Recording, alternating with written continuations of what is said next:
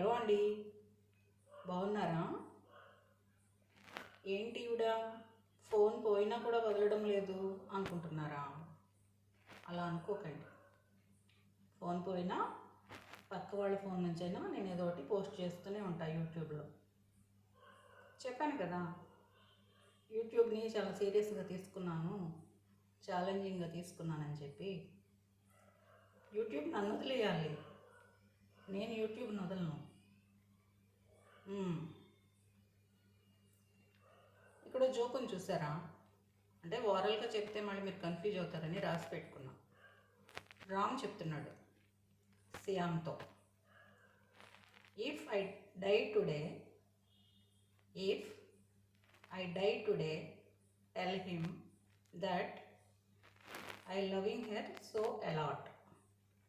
అతని ఉద్దేశం ఏంటంటే, ఈరోజు నేను చనిపోతే ఆమెకు చెప్పు నేను ఆమెను ప్రేమించానని.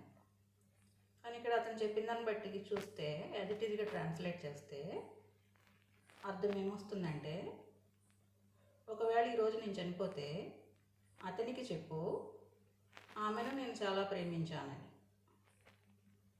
ఇంగ్లీష్ ఇలాగే ఉంటుందండి, చాలా కన్ఫ్యూజ్ అవుతుంటాం.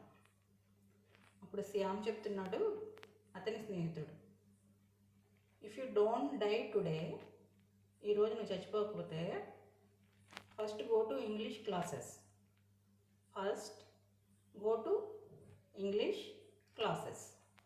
ఈరోజు నువ్వు చావకపోతే కనుక అర్జెంట్గా ఇంగ్లీష్ క్లాసెస్ నేర్చుకోమని చెప్తున్నాడు అనమాట.